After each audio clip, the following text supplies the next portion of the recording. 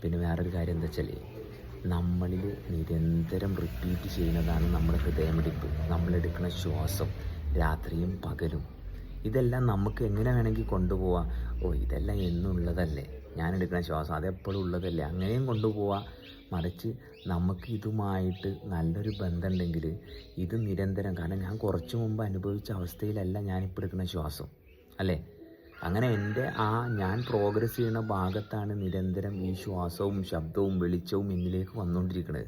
അത് റിപ്പീറ്റേഷൻ ആണെന്ന് എനിക്ക് തോന്നുന്നത് ഞാൻ എവിടെയോ നിന്നു പോയതുകൊണ്ടാണ്. കാരണം ഈ മാറ്റം നിരന്തരം സംഭവിച്ചുകൊണ്ടിരിക്കുകയല്ലേ. പക്ഷേ ഈ മാറ്റത്തിനെ മാറ്റമായിട്ട് കാണുന്നതിന് പകരം എൻ്റെ മനസ്സാണ് കാര്യങ്ങൾ തീരുമാനിക്കുന്നതെങ്കിൽ എന്നും ഇത് ഒരുപോലെയാണ് എന്നുള്ള ഭാഗത്ത് എത്തുള്ളൂ. എന്തുകൊണ്ടാണ്? കാരണം മനസ്സിനൊരു രൂപം വേണം. മനസ്സിനെ എപ്പോഴും ഐഡൻറ്റിഫൈ ചെയ്യാൻ ഒരു രൂപം വേണം.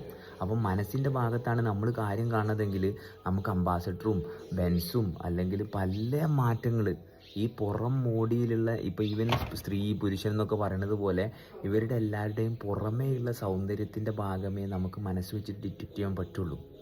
മറിച്ച് നമ്മൾ നമ്മുടെ ഉള്ളിലുള്ള ആത്മാവിൻ്റെ സ്വാധീനത്തിലാണ് നമ്മൾ കാര്യങ്ങൾ കൈകാര്യം ചെയ്യണതെങ്കിൽ ചുറ്റുപാടുമായുള്ള അവസ്ഥ, അല്ലെങ്കിൽ ഈ രൂപം കൊണ്ടതിന് ശേഷമുള്ള അവസ്ഥയുടെ നിയന്ത്രണം പൂർണ്ണമായും ആ അവസ്ഥ ഇല്ലാത്ത അവസ്ഥയിൽ നമ്മളെ കൈ കിട്ടും.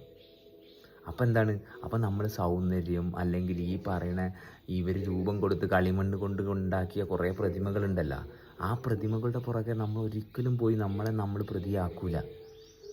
ഒരു പ്രതിബിംബത്തിൻ്റെയും പുറകെ നമ്മൾ പോയിട്ട് ഒരു തരത്തിലും പ്രാർത്ഥിക്കാൻ പോണില്ല. നമ്മൾ നമ്മുടെ അനുഭവത്തിനാണ് സ്ഥാനം കൊടുക്കുക. കാരണം നിരന്തരം ഞാൻ എന്നെ അനുഭവിച്ചുകൊണ്ടിരിക്കുന്ന ആ അവസ്ഥയെ ശക്തിപ്പെടുത്താനേ നോക്കുള്ളൂ. അപ്പോൾ ഈ ശരീരം പല രീതിയിലും പലരിൽ നിന്നും എടുത്തത് കൊണ്ട് അതിന് ചില പ്രതിബിംബങ്ങളുമായിട്ട് ചില സാമ്യതയും താല്പര്യമൊക്കെ വർക്ക് ചെയ്യും. പക്ഷെ അതെല്ലാം നമ്മൾ ഈ രൂപമില്ലാത്ത അവസ്ഥയിലിരുന്ന് കൃത്യമായിട്ട് ഡിഫൈൻ ചെയ്യും. ഒന്നിനും പോയിട്ട് നമ്മൾ പെടുന്നൊരു ഭാഗമില്ല.